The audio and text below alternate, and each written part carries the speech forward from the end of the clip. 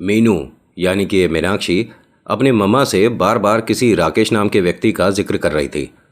मम्मा बार बार पूछती हैं कि ये है कौन, कौन तेरा दोस्त है राकेश, कौन तुझे दिख रहा है, बेकार की बातें कर रही है, ये सारी मनगढ़ंत कहानियां मत बना, पापा को पता चलेगा ना तो बहुत डांट पड़ेगी।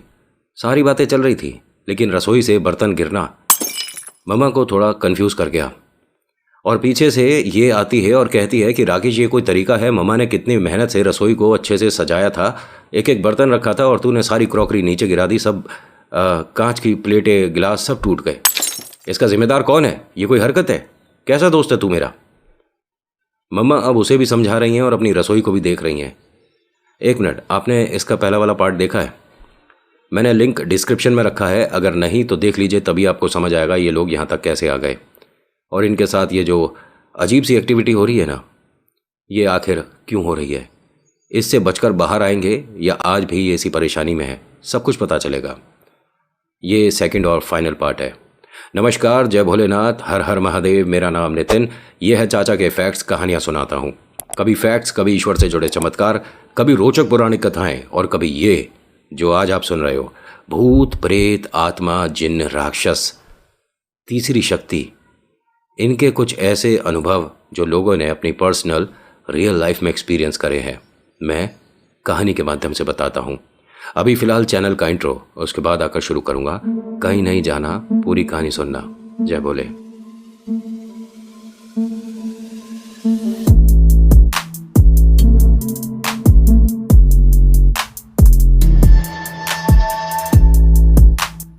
पिछले पार्ट में देखा था हमने कि मीनाक्षी और ममा कॉरिडोर में गैलरी में खड़े थे, रसोई को बिखरी हुई देख रहे थे और मीनाक्षी बार बार रसोई की तरफ देखकर बोल रही थी कि ये कोई तरीका नहीं है राकेश, सारी गलती तेरी थी और अपने दोस्त के घर में इस तरह की गंदगी कौन फैलाता है। ममा ने उसे देखा और कहा कि बस अब बहुत हो गया, ये जितनी भी तेरे राकेश नाम की ड्रामेबाजी है ना, बस बंद कर दे, वरना मैं कुछ तेरे को ना बहुत सज़ा दिलवाने वाली हूँ, पापा से तेरी बहुत शिकायत होगी, ये सब एक्टिविटी अब भी बंद कर। उसने कहा मम्मा आप एक काम करिए, अपने कमरे में जाइए, मैं और राकेश इसे ठीक कर देंगे रसोई को, आप जाइए। अरे तेरे को समझ नहीं आ रहा है क्या मैं क्या बोल रही हूँ? तभी क्या बोलती है, अरे मैं कर दूंगा ना साफ, ये बोला मीनाक्षी ने। मम्मा के पास यहाँ कुछ कहने को था नहीं, वो डरती हुई, इससे अपने आप को बचाती हुई दीवार से बिल्कुल लगकर अपने कमरे तक गई। मम्मी जैसे ही अपने रूम में आई, मीनाक्षी ने बाहर से दरवाज़ा बंद कर दिया। मम्मी बार बार अंदर से बोल रही है, अरे मीनाक्षी ये क्या तरीका है, दरवाज़ा खोल, मैं अपने आप रसोई कर दूंगी, तुझे कुछ करने की ज़रूरत नहीं है। हाँ हाँ मम्मी आप सोइए, मैं कर दूंगी। अरे रात के 3 सवा 3 बज रहे हैं, अब इस टाइम रसोई लगाने सजाने की ज़रूरत नहीं है, तू एक काम कर, सो जा, मैं सुबह अपने आप कर दूंगी। मम्मी मैं कर दूंगी, अब बस अब कुछ कहिए नहीं। और इस टाइम ये थोड़ा अजीब सी आवाज़ में बोल रही थी।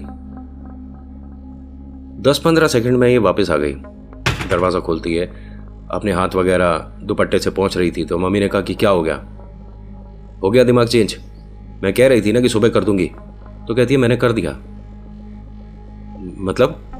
हाँ वो रसोई में जो सब था ना, नीचे गिर गया था, वो सब डस्टबिन में कर दिया, बर्तन वगैरह लगा दिए। बर्तन लगा दिए? एक भी बर्तन की मुझे आवाज़ क्यों नहीं आई? मम्मी ये कोई बात थोड़ी ना है, आप सोइए आराम से। इन्हें यकीन नहीं हुआ कि 10-15 सेकंड में ये वापस आ गई, ऐसा कैसे हुआ है। इन्होंने जाकर रसोई देखी चारों तरफ से कि हाँ मतलब बर्तन वगैरह सब लगा दिए, सब डस्टबिन में है, ज़मीन पर कोई कूड़ा कांच नहीं है। अरे वाह क्या बात है, कमाल कर दिया, आज तो तूने बहुत ज़्यादा तेज़ काम किया है, ऐसा लग रहा था जैसे रोबोट कोई काम कर रहा है। एकदम दरवाजे पर आकर रुक गई। एक काला सा साया, परछाई, न जाने क्या चीज़ है जो कि इसके बिल्कुल नज़दीक में बैठा हुआ है और ये उसकी तरफ देखकर बात कर रही थी। मम्मी दरवाजे से अंदर नहीं आ पाई, बस कॉर्नर में खड़े होकर झांक रही थी। ये उससे बात करते करते क्या बोलती है, मम्मी आ जाओ आप, यही है राकेश मेरा दोस्त। क्या बेकार की बात कर रही है तू? मम्मी आप अंदर आओ ना, डर क्यों रही हो? मैं नहीं आ रही और तू भी वहां से इधर आ। मीनू, मम्मी आपने ऐसे बोला, वो चला गया। अब वो कमरे में आती हैं, चारों तरफ देखती हैं, पर्दे हटाकर देखती हैं, बेड के नीचे देख रही हैं, ये क्या था जो मुझे अभी दिखा है। मैं तेरे पापा को फ़ोन कर रही हूँ, तू मेरे साथ बाहर आ। उस कमरे को बंद किया, मीनू का हाथ पकड़ा और ड्राइंग रूम में बाहर ले आई। रात में 3:45 ही अपने हस्बैंड को फ़ोन कर दिया। उन्होंने 2-4 बार मैं फ़ोन उठाया। अरे सब ठीक है क्या? इतनी सुबह सुबह फ़ोन करियो, क्या हुआ? हमारे इस घर में ना भूत प्रेत हैं क्या? एक मिनट, थोड़ा नॉर्मल हो जाओ। तुम दोनों ठीक हो? मैं ठीक हूँ, लेकिन मीनू किसी बार बार राकेश नाम के लड़के के बारे में बात करने लग गई है। अरे तो उसके क्लास का कोई होगा लड़का, बात कर रही होगी, फ्रेंड होगा। हाँ हाँ, वो कह रही है कि उसका दोस्त है। हाँ तो ठीक है ना, अब सो जाओ, आराम करो, लेकिन आप सुनो तो सही मेरी बात। अच्छा बोलो।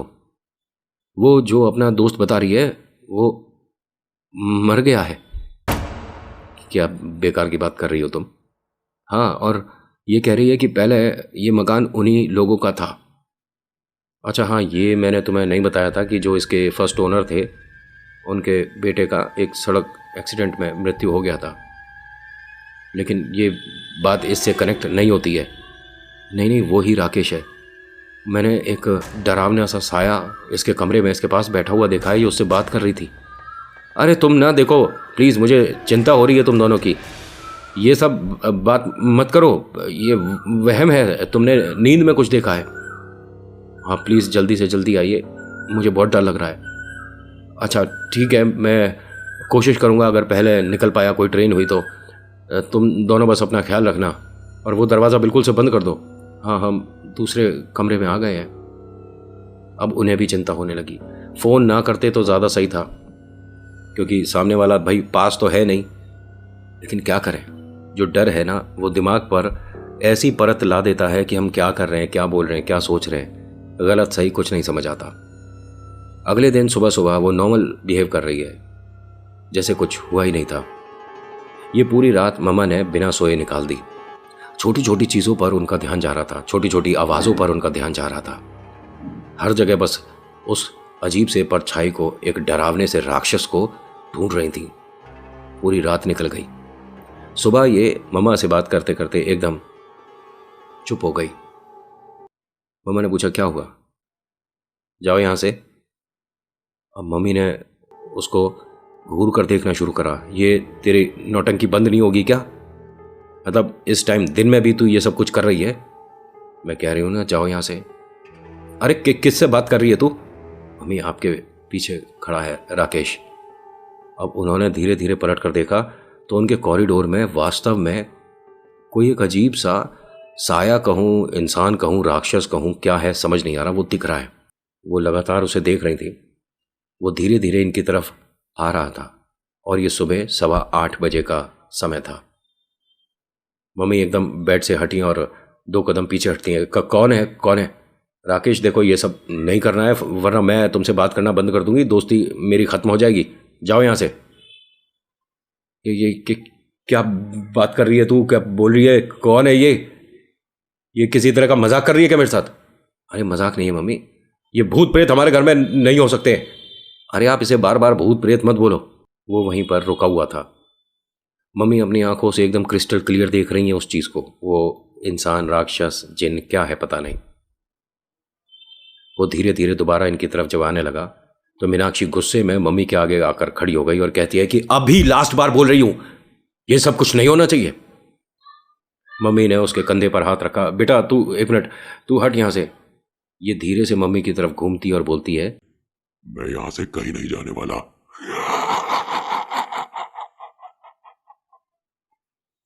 इतना सुनते ही मीनाक्षी की जो मम्मा है वो जमीन पर गिर गई। उनके चेहरे पर कुछ पानी की छींटें पड़ी। देखती क्या है कि मीनू और आसपास की 2-1 आंटी और हैं, वो वहाँ पर उनकी मदद के लिए खड़ी हैं। आप ठीक हो बहन जी? मम्मी क्या हुआ था, आप ठीक हो? एक काम करो, इनका बीपी वगैरह देखना। तो नब्स वगैरह देखी गई, सब कुछ ठीक है। ये एकदम घबरा कर मीनू को देखकर गले लगा कर कहती, बेटा तू ठीक है, तू ठीक है बेटा? हाँ मम्मी मैं बिल्कुल ठीक हूँ, लेकिन आपको क्या हुआ था, आप गिर गए थे? हाँ बस बहन जी, धन्यवाद आप सबका, मैं सही हूँ। आप बहुत डरे हुए से लग रहे हो, क्या हुआ है? नहीं नहीं, कुछ नहीं कुछ नहीं, बस थोड़ी देर में इसके पापा आ जाएंगे, सब ठीक हो जाएगा।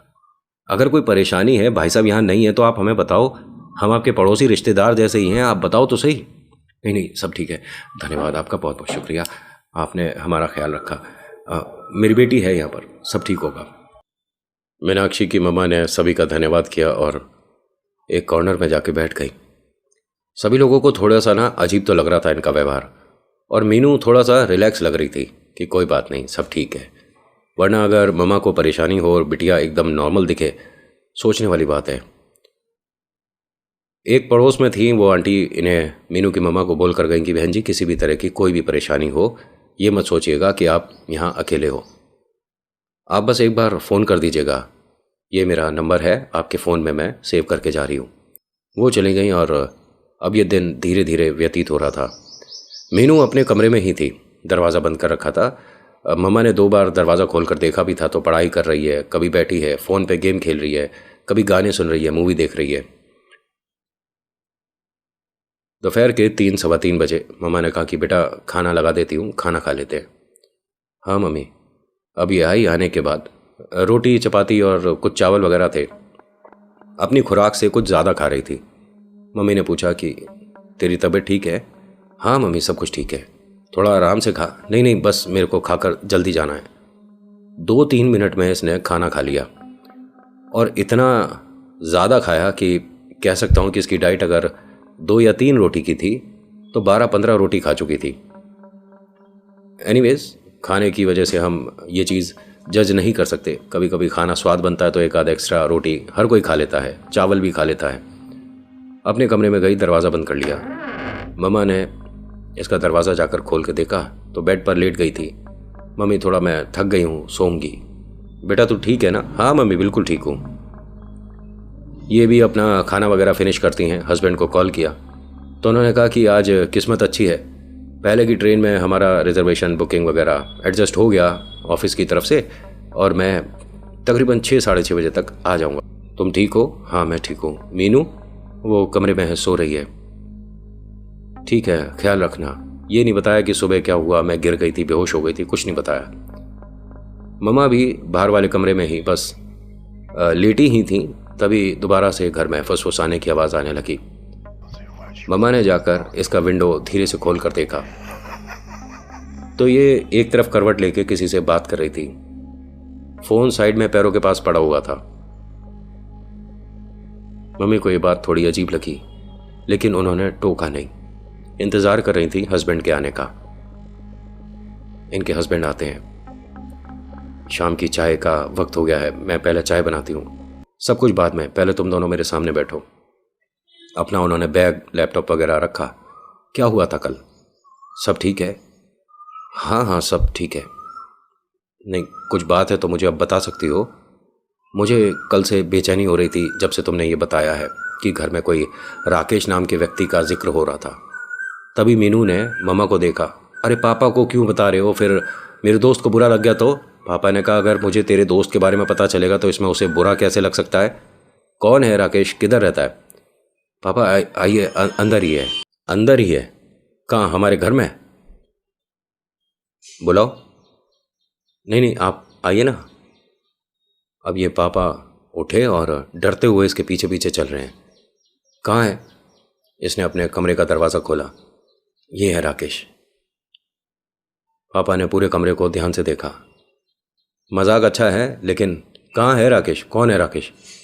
पापा यही तो है जो सामने कंप्यूटर टेबल के पास में खड़ा है। और मम्मी बेकार की बातें कर रही थी। इन्होंने अपनी वाइफ को देखा कि तुम्हें दिख रहा है कोई राकेश? नहीं नहीं, मुझे कोई नहीं दिख रहा, और मैं बस आपको यही समझाना चाह रही हूँ कि हमारे इस घर में कोई भूत प्रेत वाली बात है। हमें किसी पंडित भगत के पास जाना चाहिए, हमें किसी को घर में बुलाकर घर दिखाना चाहिए। किसी ने हमारे घर पर कोई टोटका कर दिया है। ये देखो पापा, आपके फ्रेंड को कोई इस तरह से बोलेगा, अच्छा लगेगा? मैं इसी वजह से बस मम्मा से नाराज़ थी। बेटा एक मिनट, मैं तुम दोनों की बातें समझ नहीं पा रहा हूँ। तुम्हारा दोस्त तुम्हें दिख रहा है और तुम कह रही हो कि इस घर में कोई भूत प्रेत है। बेटा ऐसा है, नौटंकी बंद करो, मम्मी को डर लग रहा है। समझ आ गई? और चलो फटाफट से फ्रेश हो जाओ सब लोग, कहीं बाहर खाना खाने जाएंगे। 1 मिनट पापा, क्या मतलब है इस चीज़ का? तुम्हें मैं दिख नहीं रहा? एक बेटा कैसे बात कर रही है? मैनर्स वगैरह स्कूल में सिखाते नहीं है क्या? बड़ों से कैसे बात करते हैं? पापा मम्मी के सामने इस तरह के टोन दोबारा नहीं होनी चाहिए।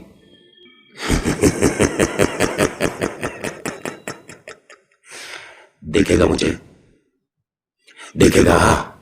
और ये मीनू बोल रही है। पापा ने कहा कि ये मीनू दोबारा इस तरह की आवाज़ें बदल के डराने की कोशिश कर रही है। क्या देख रही है आजकल टीवी पे? अरे ये इसका ये सब बंद कराओ, ज़्यादा ही डरावनी नॉवेल्स वगैरह पढ़ रही है क्या? क्या कर रही है? नहीं, मुझे देखेगा, मुझे देखेगा, ये बता। मैं हूं, तेरे घर में हूं और मैं कहीं नहीं जाने वाला। इतना बोला और मीनू एकदम धड़ाम से ज़मीन पर गिरी। मम्मी पापा ने इसे उठाया, बेड पर बिठाया। नॉर्मल है तू? क्या हुआ था? कुछ नहीं मम्मी, सब ठीक है। पापा आप राकेश से मिले? पापा ने कहा हाँ, लेकिन मुझे दिख नहीं रहा है। हैं? और ये तेरी नौटंकी बंद नहीं होगी। बार बार तू ये नाम बोल रही है ना। पापा एक मिनट, आप राकेश को ऐसे कैसे कह सकते हो कि नहीं है? राकेश, ये जो पेंटिंग है, गिरा इसे नीचे। जैसे इसने बोला वो पेंटिंग जो दीवार पे लगी हुई थी धड़ाम से गिरी। पापा 2 कदम पीछे हटे गए। ये क्या नौटंकी कर रही है तू?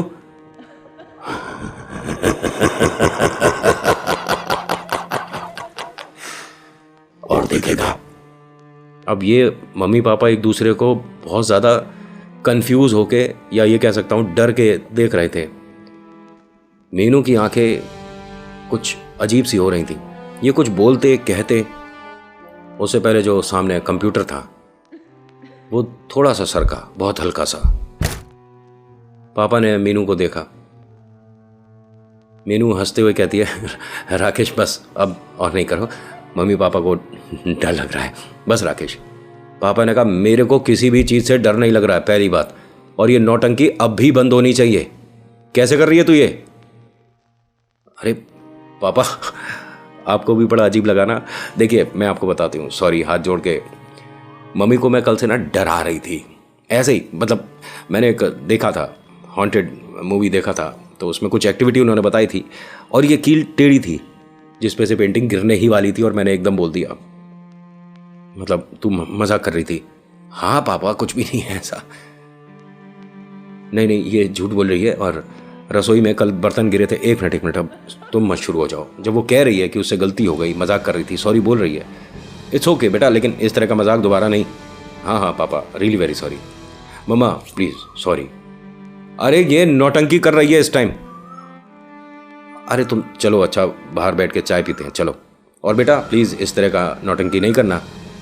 मैं दरवाज़ा बंद कर देता हूँ। हाँ पापा, मैं भी थोड़ी देर में फ्रेश होके आती हूँ और फिर हम बाहर डिनर को चलेंगे। हाँ बेटा। ये दरवाज़ा बंद कर रहे थे, देख इधर रहे थे और दरवाज़ा बंद कर रहे थे। मीनू मम्मा को लगातार देख रही थी और मम्मा भी देख रही थी। तो एकदम इसने मुंह खोल के जीभ बाहर करी और इसकी जीभ थोड़ी सी नीचे चली गई। ये एकदम घबरा कर अपने हस्बैंड को पकड़ लेती हैं। उन्होंने कहा अब क्या हुआ? कुछ नहीं। दरवाज़ा बंद किया। दोनों बाहर आए। जो मम्मी हैं वो बार बार अपने चेहरे को पल्लू से पोंछे जा रही हैं। पसीना रुकने का नाम नहीं ले रहा। ये डर है क्योंकि घर में जो प्रेत है वो इन्हें क्लियर एहसास करा चुका है, लेकिन जिसके माध्यम से करा रहा है वो कहता है ये तो मजाक कर रही थी मैं। ऐसा कुछ नहीं है पापा, मम्मी को डरा रही थी। पापा ने इस बात को मजाक समझ लिया। दोनों बाहर बैठे चाय पी रहे थे। ये कुछ देर में तैयार होकर आती है। पापा मैं रेडी हूँ, चलें? हाँ बेटा, बस 8 बजे के आसपास तेरे चाचा भी आ रहे हैं, उनके बच्चे भी चलेंगे साथ में। अरे वाह, एक गेट टुगेदर हो जाएगी। हाँ सब चलेंगे। आप भी तैयार हो जाओ। मीनू को मम्मा आप भी तैयार हो जाओ, थोड़ा चेहरे को पोंछ लो, पसीने देखो कितने आ रहे हैं। और कमरे में एसी चल रहा है उसके बाद भी तुम्हें इतने पसीने आ रहे हैं। ये कहीं तैयार होकर आती हैं। मीनू बाहर वाले कमरे में बैठी न्यूज़पेपर को देख रही थी और मम्मी बार बार उसे देखती हैं, लेकिन जितनी बार भी मम्मा ने उसे देखा इसकी आंखें मम्मी की तरफ ही होती थी, यानी वो भी लगातार नज़र रख रहा है। राकेश, क्योंकि यही वो औरत है ना जिसने कहा कि इस घर में भूत प्रेत है, किसी पंडित को बुलाओ। तो सबसे बुरी यही एक इंसान है इस घर में।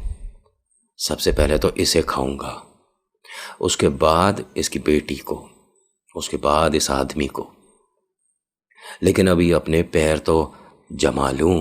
तभी इनके चाचा बाहर आ जाते हैं, हॉर्न बजाते हैं। सब लोग हंसते हुए मजाक करते हुए बाहर आते हैं, गाड़ी में बैठते हैं, नमस्कार होता है, चल देते हैं एक अच्छे से फैमिली डिनर गेट टुगेदर के लिए। खाना खाते में भी बार बार ये मीनाक्षी को ही देख रही थी, और यहाँ पर इसने किसी भी तरह की कोई वियर्ड एक्टिविटी नहीं करी, कोई भी ऐसा हरकत नहीं किया जो अजीब लगे। नॉर्मल तरीके से खाना खाया, सबके साथ बातें करी। पापा ने अपने ऑफिस के ट्रिप के बारे में बताया, सब कुछ बहुत बेहतरीन रहा, क्लाइंट से अच्छी मीटिंग हुई और ऑफिस को फ़ायदा होगा, सब कुछ ठीक, सब कुछ बढ़िया। चाचा ने वापस आके इन्हें ड्रॉप करा तो उस वक्त 10 साढ़े 10 बजे का समय था।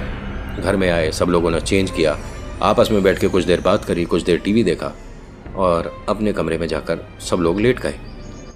हस्बैंड वाइफ जैसे ही अपने कमरे में आए थे, मम्मा ने सारी बातें बतानी शुरू कर दी। इनके हस्बैंड उनकी बातें बस सुने जा रहे हैं, समझ नहीं आ रहा कि ये क्या कह रही हैं। मतलब ऐसे कैसे हो जाएगा, घर में कोई आदमी अजीब सा जानवर जैसा शक्ल है, डरावना है, साया है, गैलरी में खड़ा दिखा है, बर्तन सारे 10-15 सेकंड में इसने एकदम लगा दिए थे और अजीब सी एक्टिविटी कर रही है, किसी से बात करती है और जैसे ही मैं कमरे में आती हूँ वो चुप हो जाती है। मेरे को देखकर उसने जब जीभ दिखाई थी तो इंसानों की तो नहीं लग रही, ऐसा लग रहा कोई जानवर है। मैं आपको सब कुछ सच बता रही हूँ। इनके पापा को बड़ा मतलब कंफ्यूजिंग लगा, ऐसा कैसे हो जाएगा। देखो सुनो, तुम ज़्यादा सोच रही हो इस बारे में, ऐसा कुछ नहीं है, कोई तुमने डरावना सपना देख लिया है जिस सपने ने तुम्हारे मन में अपनी जगह बना ली है, सब कुछ ठीक है। तभी एक हंसी सुनाई दी घर में।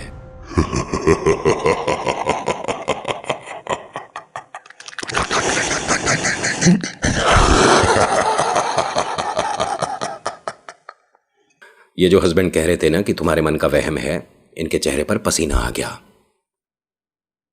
मैं कह रही थी ना आपसे, मैं कह रही थी ना कि इस घर में कुछ है। आप प्लीज़ मीनू को लेकर किसी पंडित के पास चलिए। एक मिनट, ये आवाज़ हमारे ही घर से आई है। हाँ, हमारे घर से आई है, मीनू के कमरे से आई है। इन्होंने जाकर मीनू का दरवाज़ा खोला। मीनू वहाँ कंप्यूटर पे कुछ काम कर रही थी, टेबल लैंप ऑन था, बाकी सारी लाइटें बंद थीं। पापा को देखा पलटकर। हाँ पापा, क्या हुआ? ये तुम्हारे कमरे से अभी कोई हंसने की आवाज़ आई थी। हाँ पापा, पढ़ाई नहीं करने दे रहा था। एक मिनट, मैं क्या बोल रहा हूँ? तुम्हारे कमरे से किसी के हंसने की आवाज़ आई थी मीनू, और मम्मा भी कंफ्यूज हैं कि क्या हो रहा है इस घर में। पापा, बोल तो रही हूँ आपको। राकेश प्लीज़, मम्मा पापा सो रहे हैं, आप जाइए, अब कोई आवाज़ नहीं आएगी। मीनू एक मिनट, लाइट ऑन करना। अरे नहीं पापा, नहीं, वो मना कर रखा उसने। एक मिनट, लाइट ऑन करो। मना कर रखा है उसने, और कौन पता नहीं हंस रहा है। लाइट ऑन हुई, कमरा एकदम नॉर्मल दिख रहा है, कुछ नहीं। क्या हुआ पापा? मैं तेरे से सीधा सीधा सवाल कर रहा हूँ, ये क्या नौटंकी कर रही है तू? सुबह तूने हाथ जोड़ के माफ़ी मांगी थी और अब तू कह रही है कि हाँ राकेश हंस रहा था। कौन है राकेश? है देखेगा, ये दोबारा नहीं, नौटंकी नहीं होनी चाहिए। नहीं, देखेगा मुझे।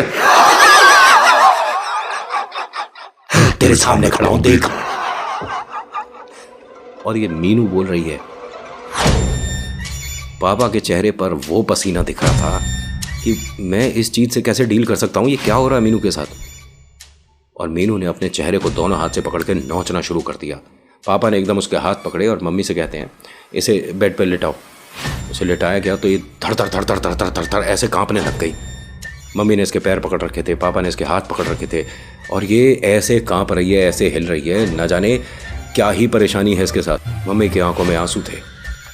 मैं कह रही थी आपसे किसी हमें भगत पंडित के पास जाना चाहिए, तो एकदम ये हंसती हुई एकदम चुप, बिल्कुल साइलेंट हो गई। ये जो इसका शरीर थर थर करके कांप रहा था, ये एकदम रुक गया, उठकर बैठी। तू कहीं नहीं ले जा पाएगा, ये मेरी है, मैं इसे अपने साथ लेकर जाऊंगा, 2 दिन में ले जाऊंगा।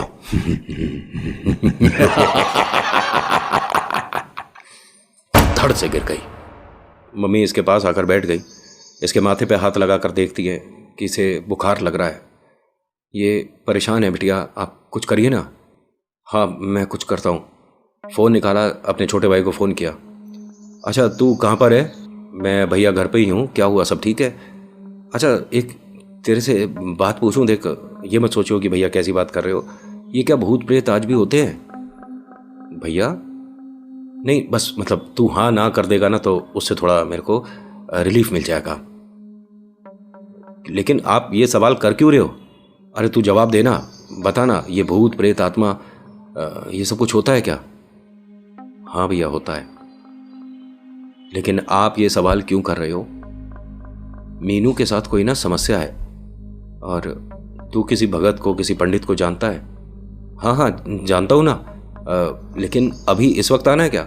नहीं, अभी तो वो सो रही है। सुबह क्या तू चल सकता है? देख तेरे पास गाड़ी है, थोड़ी मदद हो जाएगी। भैया ये कोई कहने वाली बात है क्या? आप कहो तो मैं अभी आता हूँ। नहीं नहीं देख, तू सुबह 8 बजे तक आ जाएगा? भैया मैं जल्दी से जल्दी आ जाऊँगा, मुझे तो आप अभी कहो, मैं अभी आता हूँ। नहीं बस वो अभी सो गई। हुआ क्या है मैं कल तुझे सब बताता हूँ। ठीक है भैया। अब मम्मी पापा बेचैन इसी के पास बैठ के बैठे हुए थे। मम्मी उसे लगातार देख रही हैं, इसके साथ क्या हुआ है मैं क्या बताऊं, लेकिन इस घर में कुछ है, इसका मतलब मीनू ठीक नहीं है।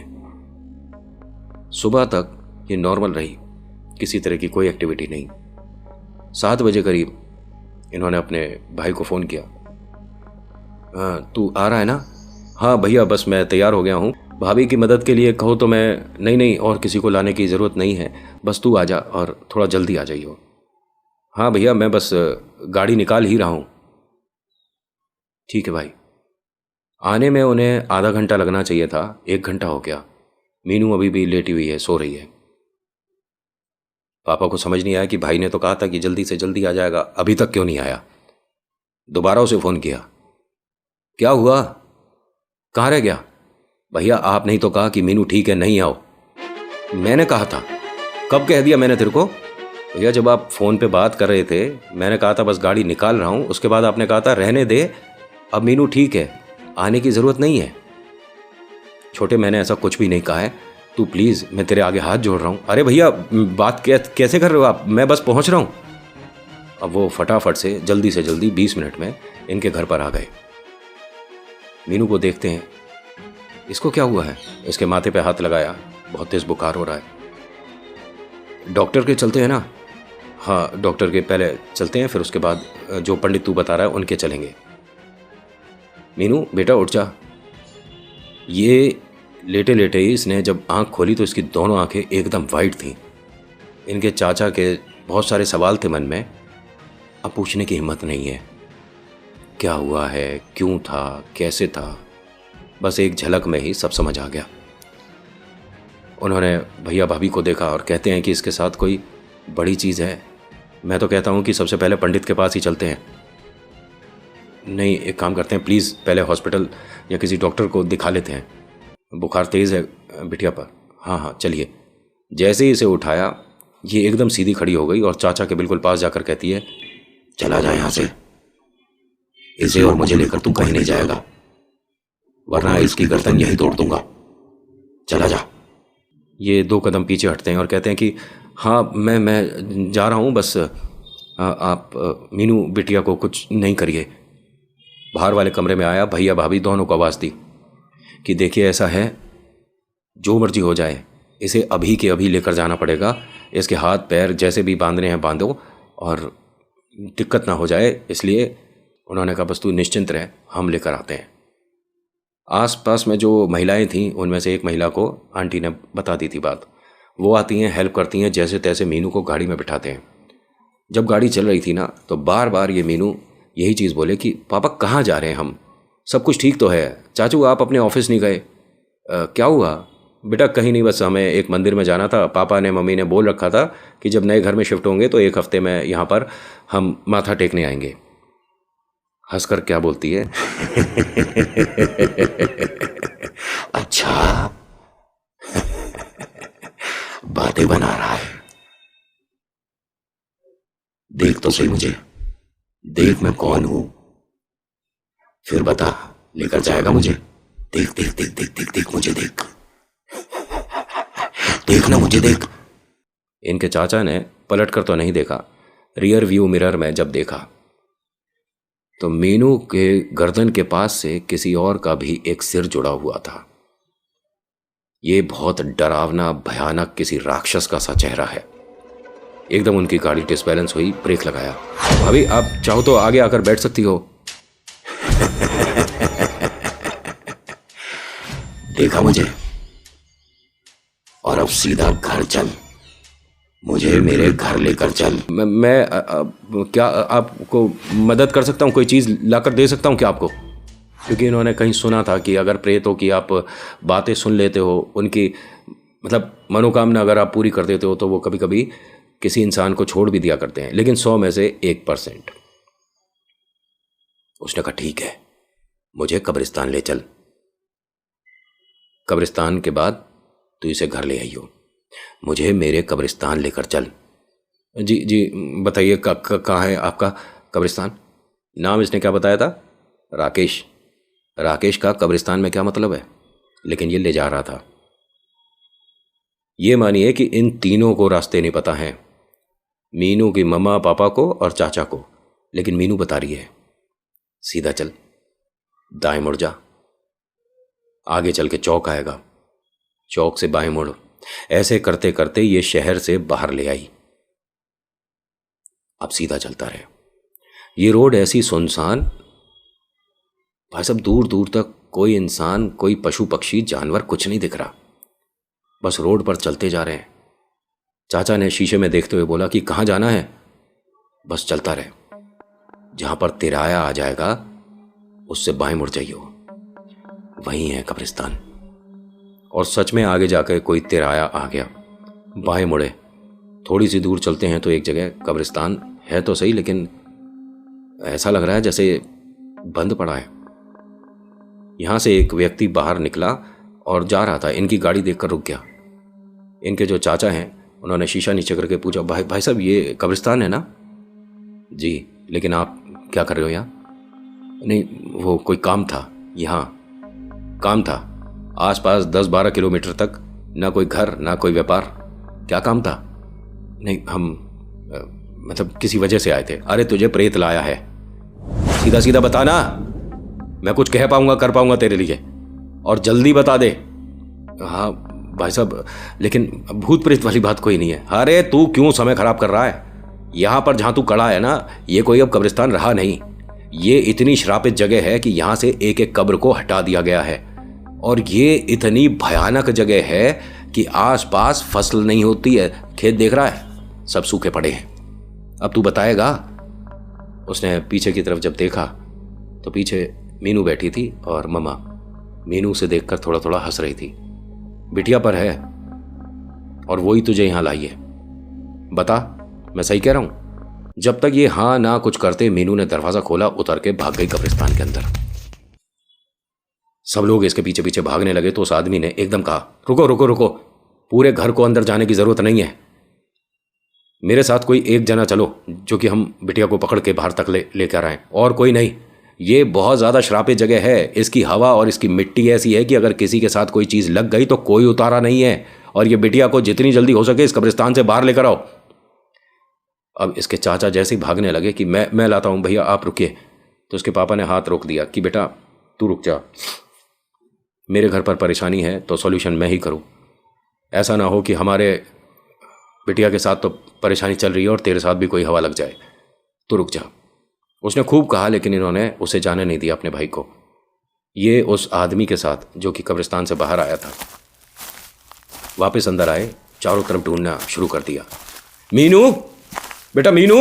एकदम ये जो आदमी था इसने कहा, एक मिनट, उसका नाम मत लो, कुछ भी बोलो लेकिन बस नाम मत बोलना।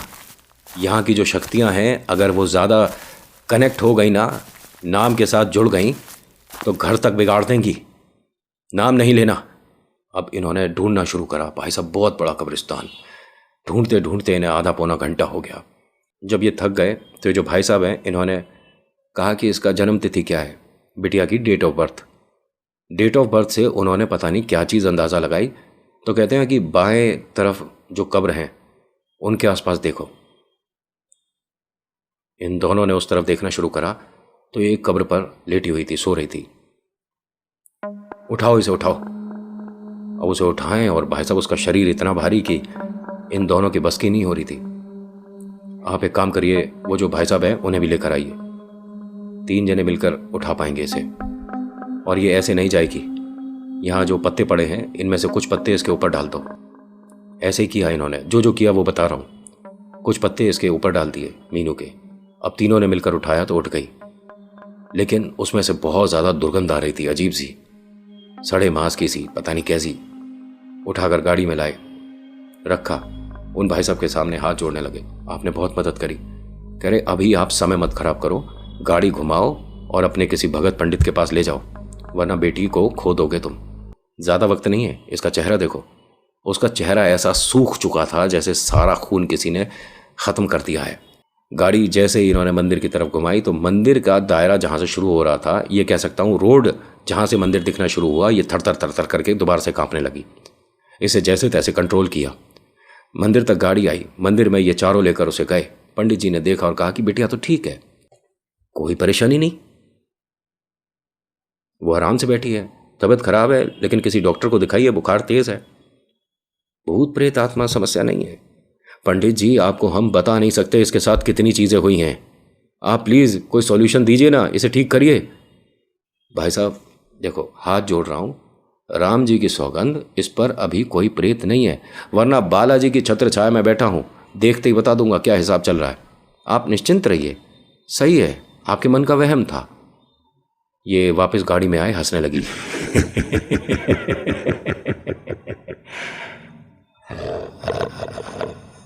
मुझे घर तक लेकर गया तू, अब मैं कहीं नहीं जाने का। और जैसे ही इसने बोला, इसके चाचा गाड़ी से उतरे, भागते हुए पंडित जी के पास गए कि वो दोबारा से ऐसा कर रही है, प्लीज़ आप बाहर आ जाइए। पंडित जी बाहर आए और देखते ही समझ गए, अरे इस पर तो जो चीज़ है उसे आप मजबूत करके और ले आए। गाड़ी से बाहर लाओ बिटिया को। बाहर लाए तो इसके हाथ के दोनों अंगूठे बांधे कलावे से, पैर के दोनों अंगूठे बांधे, गोदी में उठाओ और बिटिया को लेकर आओ। यहाँ पर ना, इस मंदिर में जहाँ पर ये लेकर आए थे, दिव्य ज्योत है, ठीक है, जो 24 घंटे जलती है बालाजी के सामने। ये कभी नहीं बुझती और कहते हैं कि एक तरह का कमाल है, बाहर बारिश आंधी तूफान कितना भी आ रहा, लेकिन ये जो दीपक प्रज्वलित है ये ठंडा नहीं होता। उनके सामने बिठाया और जो ये खेलना शुरू हुई। इन सभी का घर वालों का ये कहना है कि हम में से किसी ने उसे पकड़ नहीं रखा था। पंडित जी 2 हाथ की दूरी पर बैठे थे और वो हाथ जमीन से ऊपर नहीं उठा पा रही थी। ये है हनुमान जी की ताकत। मतलब ये कहते हैं कि उसके हाथ जमीन पर थे, नॉर्मल रखे हुए थे, ऐसा नहीं कि बेड़ियां बांध दी, वो हाथ नहीं उठा पा रही थी। क्योंकि पहले तो उसने अपने चेहरे को पकड़ के नोचना शुरू करा, गर्दन पकड़ के तोड़ने की कोशिश करी, तभी पंडित जी ने जो चीज़ पढ़ने के बाद हवन शुरू करा। तो इनका ये कहना है कि उसके हाथ ज़मीन में ऐसे चिपक गए जैसे बस अपनी आंखों से चमत्कार देखा। ये पंडित जी ने इसके लिए पाठ करा और ये कहते हैं कि हम जिस वक्त आए थे उसके बाद से हमारे को 6 घंटे लगे। 6 घंटे तक हम सभी में से, पंडित जी, मैं, मीनू की मम्मा, मीनू के चाचा, सब यहीं बैठे थे, हमें से कोई नहीं हटा। जब ये ठीक हुई उसके बाद चाचा के कंधे पर इस तरह से सिर लग के, चाचा मेरे को ना भूख लग रही है, मेरे को भूख लग रही है चाचा। हाँ बेटा, अभी तेरे लिए खाने का व्यवस्था करते हैं, बहुत तेज भूख लग रही है। पंडित जी ने कहा बेटा रुक, तू मंदिर का ही प्रसाद खा, मैं तेरे लिए भोजन की व्यवस्था करता हूँ, हमारे यहाँ 24 घंटे का लंगर होता है। पंडित जी गए, भोजन लेकर आए, 2-3 प्लेट इसे खिलाई। एक तो ठीक हुई, उसके बाद संतुष्टि देखिए ईश्वर के प्रसाद से हो रही है। पंडित जी ने कहा आपकी बिटिया बिल्कुल ठीक है। 2 काम बताए थे इन्हें करने के लिए कि 2 हफ्ते के भीतर आपको ये दोनों काम करने हैं, और उस काम को करने के लिए इन्हें दूसरे स्टेट जाना पड़ा था। सारी मदद इनके साथ इनके चाचा कर रहे थे, और जहाँ भी जाना है जो भी चीज़ करने को बताई, जैसे इसके सिर के ऊपर से 7 चीज़ें उतार कर किसी बहते पानी में छोड़नी थी, तो वो भी मीनू के साथ ही, मतलब मीनू के बिना आप कहीं कोई कार्य करने नहीं जाओगे, बिटिया हमेशा साथ होनी चाहिए। जो इनसे चीज़ें करवाईं उसके बाद से कहते हैं कि संतुष्टि है, तसल्ली है, लेकिन हर महीने 2 महीने में इसको थोड़ी बहुत बेचैनी होने लगती है। हम वापस पंडित जी के पास ज़रूर जाते हैं, वो कोई सॉल्यूशन बताते हैं, हम करते हैं। लेकिन उसके बाद से हमारे को यकीन हो गया ये जो शक्तियां हैं ये आपके बहुत पास होती हैं। आपकी एक गलती और ये एकदम से आपके पास आती हैं। So thank you so much for watching. मेरा नाम नितिन है। मुलाकात करूंगा एक नेक्स्ट वीडियो में। हर हर महादेव, जय भोलेनाथ। धन्यवाद।